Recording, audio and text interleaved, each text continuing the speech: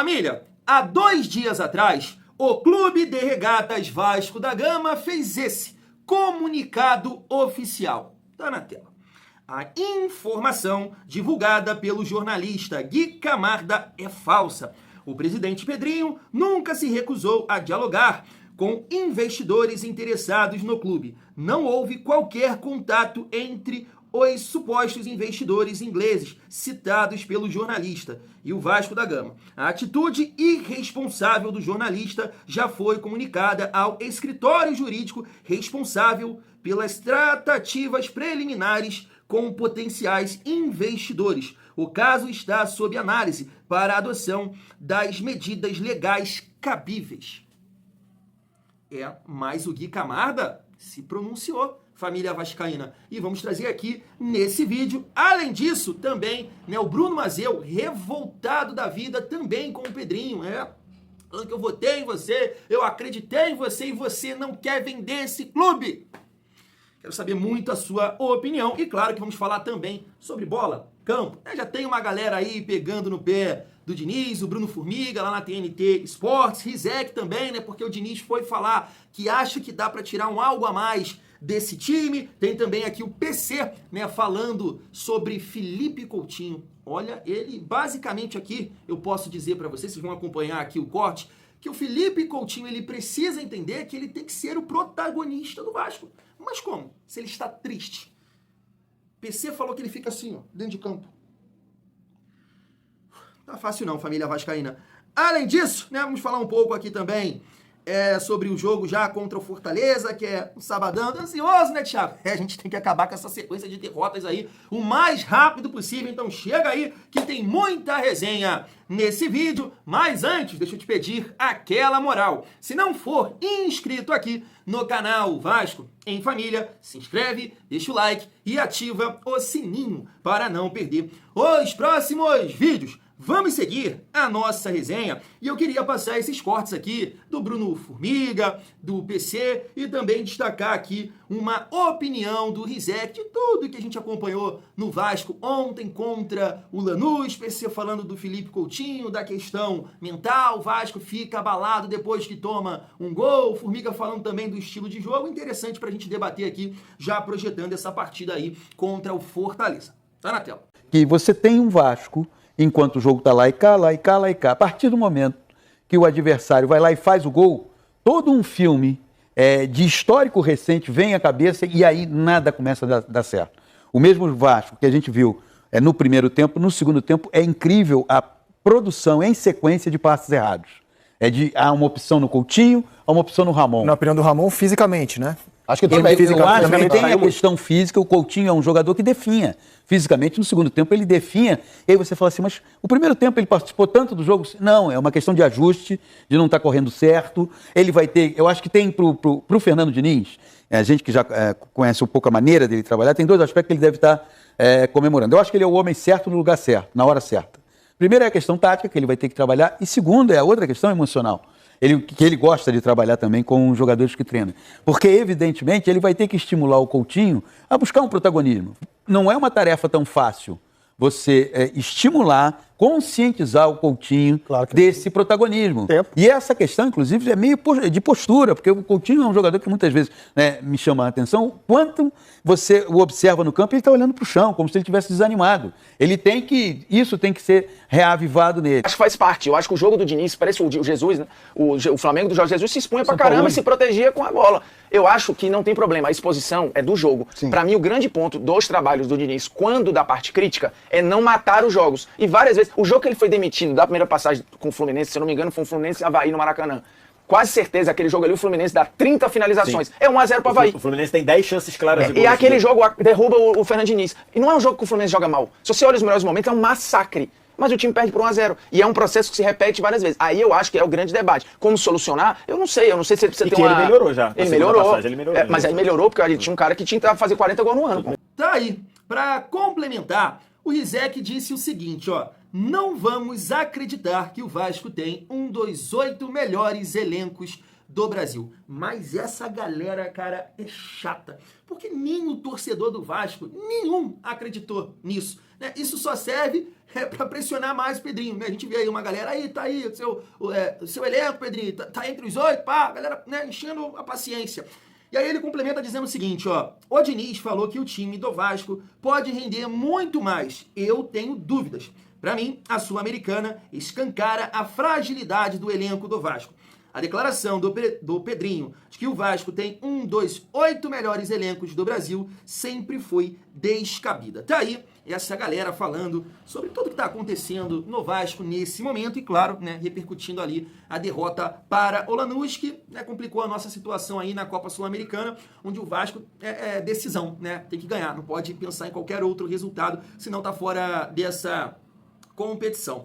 Mas assim, família, primeiro pegando o gancho ali do Formiga, né, que falando que os trabalhos do Diniz sempre tem essa dificuldade de matar os jogos, eu queria até falar aqui, né, sobre a função de 9, centroavante, né, Pablo Verrete. Aí eu tava vendo esse comentário aqui do Ivan. Thiago, eu tentava o GB na frente, né? Ele fala aqui também do Sforza e tudo mais. Mas destacar, né, que o Vasco teve uma bela vitória hoje pelo Sub-20, né, Brasileirão.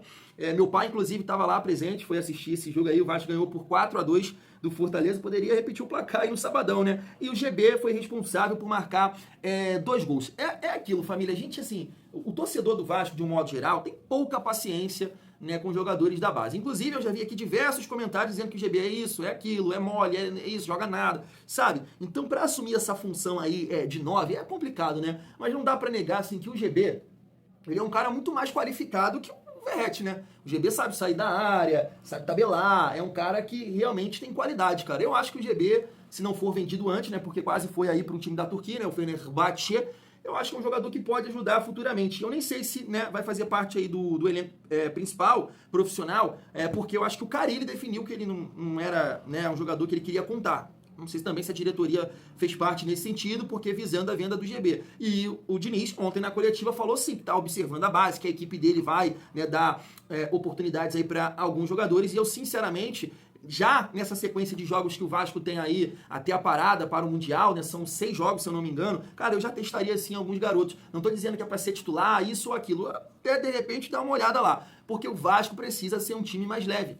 O Vasco precisa ser um time de mais força física. Tá muito mole, tá parecendo um veterano. Tá parecendo a pelada do meu avô toda sexta-feira. Se você estiver aqui por Queimados, região, quiser acompanhar uma pelada no slow motion, com todo respeito à galera lá, mas é assim, aqui, ó. E tá parecendo o Vasco jogando. O Vasco não acelera em nenhum momento. É só bola pro lado, não tem uma jogada de velocidade, de arranque. Se não for o PH, então... Então, assim, família vascaína, eu acho que o Diniz futuramente vai sim aí oportunizar alguns jogadores da base, mas não sei se, né, se é o momento. Ano passado, no momento de pressão, realmente os jogadores da base do Vasco conseguiram suportar, né? Estrela, JP, Leandrinho, naquele jogo lá contra o São Paulo, Estrela fez gol, Leandrinho fez gol, o JP entrou muito bem. Então, assim, cara, de fato, você não pode ter medo de botar essa molecada pra jogar, ainda mais nesse momento que existe a necessidade de colocar um time mais físico. Na minha visão, é isso, família vascaína. Tô tentando ver aqui. O celular tá batendo biela legal, família vascaína. E aí, né, pegando ali o gancho do Bruno Formiga, falando sobre isso, cara, nem um caso, né, família? Nem o caso do que aconteceu ontem, porque assim, o primeiro tempo do Vasco foi até interessante, posse de bola, né? Já vimos ali alguma coisa do Fernando Diniz, mas de longe de entrar nesse contexto aí, de sempre criar oportunidades e chegar e não marcar os gols. Não passou por isso de forma nenhuma, por toda essa dificuldade que a gente está citando aqui. O Fernando Diniz, ele falou, né, que tem alguns pontos positivos do jogo de ontem e eu concordo com ele. Tem sim. Já deu para ver alguma coisa do Fernando Diniz. Quando o Vasco estava ali com gás, deu para ver a marcação, um time mais encaixado, a ideia de pressionar lá na frente, você viu o time mais agrupado, só que falta físico para esse time.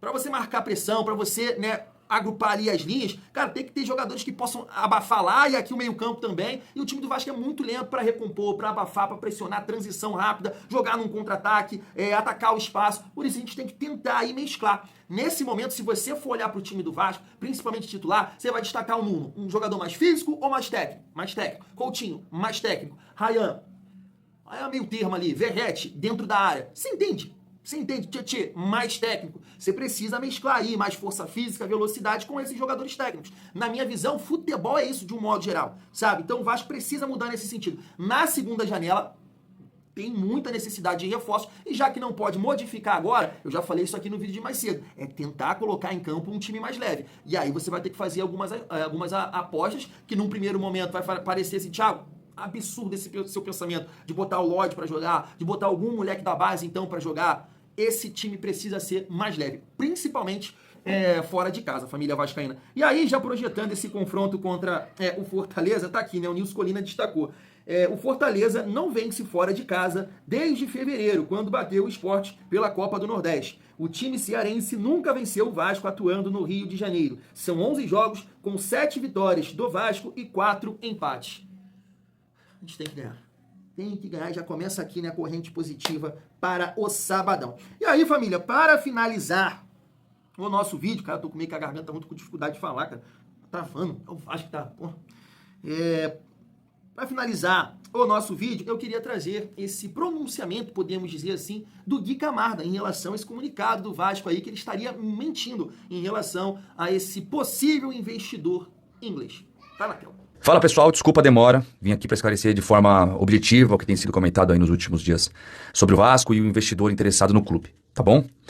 Primeira coisa, sim, teve o contato de uma empresa estrangeira interessada em investir no Vasco da Gama, lá em 2024, começo de 2024. Uma empresa com sede em Nova York, presença também em Londres. Esse interesse foi real e eu afirmo isso com base em provas documentais e também testemunhais, tá bom? Pela credibilidade, né, pela minha credibilidade e proximidade com pessoas do futebol, eu acabei auxiliando nos contatos do intermediário com o investidor e os representantes do Vasco, certo? É verdade, sim, que o Pedrinho não se reuniu diretamente com os representantes dessa empresa. Isso acabou gerando uma frustração do lado do investidor, né? E a percepção da recusa partiu do intermediário, tá? Ele que me contou sobre isso. E eu, como jornalista, meu papel foi relatar sempre com responsabilidade o que eu ouvi de quem participou diretamente do processo, certo? Eu nunca quis criar polêmica e ir para um lado pessoal, só para deixar bem claro. E depois da nota oficial divulgada pelo Vasco, o pessoal do clube me falou que essa decisão está ligada ao processo de governança da SAF, certo? Que exige uma apresentação de uma proposta formal antes de qualquer reunião com o presidente. Eu entendo isso, é legítimo, é importante, até porque deve ter muita procura e tudo mais, né? Mas em relação aos valores que foram mencionados anteriormente, as informações que eu citei vieram de fontes tanto do mercado e de pessoas próximas ao processo, certo? Que era a ideia deles investir aquele valor. Eu sempre com o objetivo de contextualizar que a intenção dos investidores era real, ok? Beleza. E por respeito à confidencialidade as pessoas envolvidas também, eu não posso divulgar esse documento nesse momento aqui para vocês, tá? Mas se for necessário, eu estou à disposição para apresentar tudo, mas tem que ser só se for em um ambiente apropriado, que eu possa mostrar isso, tá bom? Eu reforço com toda a clareza, em nenhum momento eu tive a intenção de sugerir que o Pedrinho mentiu, agiu de má fé, e eu não agi com irresponsabilidade, tá? Eu só cumpri o meu papel de informar. Agora, o que fazem com o meu vídeo, fazendo cortes maldosos muitas vezes e usando para atacar outras pessoas, aí a culpa não é minha, certo? Também fui bem atacado, inclusive. Agora, o que eu não posso aceitar é ser acusado de mentiroso ou de agir com falta de ética, tá bom? Então, isso aí eu não vou aceitar jamais. Então, quero agradecer a todo mundo que me acompanha, com respeito. Eu sigo firme nos meus trabalhos, sempre agindo com boa fé. E eu espero realmente que o Vasco se recupere e melhore cada dia mais. Valeu. Vou aproveitar o gancho e já colocar também esse desabafo aqui do Bruno Mazzeo. Não tenho tido ânimo para falar de Vasco, mas agora vou falar exclusivamente para a diretoria. Não foi para isso que votei em vocês. Temos um conflito. Por um lado, vocês não parecem fazer o menor esforço para vender a SAF. Ficam sentados, esperando o telefone tocar, torcendo para que não toque. Por outro lado, o vascaíno não quer o associativo no comando. Como resolver essa equação? O Vasco é dos seus milhões de torcedores, ou de vocês, 4 ou 5. Quero saber a opinião de vocês. Eu tô ficando conhecido aqui, respeitosamente por vocês, como passador de pano, né? É do Coutinho, é do Pedrinho, porque assim, família, o momento é terrível? É claro que é. Você tá feliz, Thiago? Claro que não. Claro que não. Mas eu estou vendo muita gente, né, construir a seguinte narrativa, a seguinte situação. O Vasco estava sendo conduzido de uma maneira profissional, conquistando, investindo, sempre tendo ali times fortes, figurando na parte de cima da tabela, conquistando títulos, e nesse momento, e nesse ano de 2025, tá tudo uma merda. Tudo uma merda. E aí eu vou pegar um gancho de um cara que eu sempre quis, né? Desde a eleição de 2020, né? Sempre torci por ele, inclusive nessa última, ali contra o Pedrinho, eu torci para o Leve esse ano e cansei de falar isso aqui durante aquela época, os vídeos, eu estou torcendo para o Leve esse ano. Ele sempre falou, cara, ó, não é o momento lá em 2020, tá? Não é o momento de vender o Vasco. Não se vende um ativo como o Vasco em baixa, numa Série B. Você está desesperado, né? Tenho aqui um projeto para organizar o Vasco. E aí sim, futuramente, com calma, decidir, né, o parceiro, a empresa que vai comprar a SAF do Vasco. Porque senão você acaba caindo, né? Como caiu na 777. E tem vários torcedores do Vasco que não aprendem. E aí eu vou te dar aqui um exemplo falando de bola, de resultado, que é o que a gente gosta, que é o que eu gosto. Então o Vasco tá 9 jogos sem ganhar. Isso machuca, isso dói. Mas você lembra que em 2023 não era um associativo, era 777, uma empresa profissional, né? E com muito dinheiro, muito dinheiro. Tá aqui na tela para vocês. Conta comigo. Bahia, Fluminense, Coritiba, Santos, São Paulo e Fortaleza. Só aqui 6 jogos sem ganhar. Vamos lá. Flamengo, Internacional e Goiás. Olha, que coincidência. Também 9 jogos sem ganhar. SAF, né? SAF não, 777. Empresa americana com muito dinheiro também te entregou esse tipo de resultado. Aí volta a ganhar aqui contra o Cuiabá. Você lembra, né? Gol do Jair. Mas aí tu vê, os próximos 4 jogos, derrotas. Ou seja, em 14 jogos, em 2023, com aquele mundo da Disney que muita gente falou pra você, acredita que vai dar certo, 14 jogos, uma vitória. 14 jogos, uma vitória. Então o que está acontecendo nesse momento é terrível. Ninguém está com paciência, não. Ninguém. A gente está todo mundo cansado de ficar vivendo isso o tempo todo. Mas eu estou mostrando pra você que o que a gente está vivendo nesse momento não é uma coisa exclusiva desse ano. São anos assim. Então se o cara, aí é questão de acreditar ou não, associativo, é isso, e beleza, se ele tem competência ou não pra isso. Mas se o cara está falando pra você, calma, não é assim. Vamos achar o parceiro certo, ainda não apareceu, ou não tem um investidor que quer entrar, né, de cabeça por causa de toda essa situação aí com a 777, que ainda tem 31% do Vasco, não é isso? Edmundo acabou de falar isso aí recentemente, toda essa confusão jurídica. Será que não tem que resolver isso primeiro para depois, né, realmente buscar um investidor, tornar um clube mais sério, né, em termos de gestão, para aí sim buscar no mercado, e se possível, investidor? É sério que tem que sair vendendo e deixa os caras se virar? Já passamos por isso. É isso que eu não entendo. É isso que eu não entendo, sabe? Claro que o Pedrinho tem que se movimentar, claro que o Pedrinho tem que buscar recursos para melhorar o futebol, contratar melhor, mais jogadores qualificados que possam ajudar. Porque os resultados em campo, Pedrinho, vão te dar tranquilidade, né? Acreditando aqui no seu caráter, no seu trabalho. Você não saiu da Globo, não é possível, cara. O cara que saiu da Globo com um bom salário, um bom dinheiro, o Ryan falou isso aí outro dia. Esse que lá em 2002 falou, ó, vocês vão fazer merda e vender pra 77. Ele falou que o que o Pedrinho fez foi a coisa mais burra do mundo. O cara tava bem, daqui a pouco ia assumir ali, né, ser o comentarista principal de seleção, Copa do Mundo, e não, e veio trabalhar para o Vasco.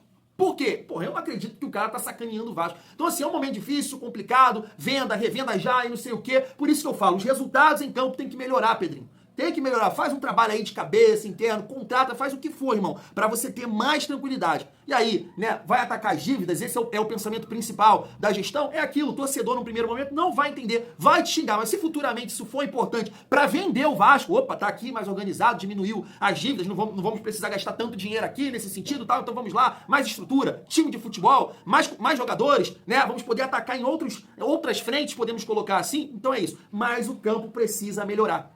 Senão tu não vai ter tranquilidade, irmão. Mas eu sou um torcedor que aprendo com o que aconteceu com o Vasco e não vou ficar gritando aqui, vende logo, porque olha a merda que deu, gente. Olha a merda que deu. Então, calma, vamos aprender com os nossos erros. Tem muita bagunça no Vasco hoje para vender para qualquer um. Essa é a minha visão. Claro que se o Pedrinho estiver, por isso que tem que se comunicar, tem que falar, porque tem mais um aí falando, né? O Júlio Brandt, acabei de ver um corte dele falando aí. Ah, o Grego quis comprar, quis sentar, não sei o quê, mas a diretoria não quer negociar, não quer sentar, não quer ouvir.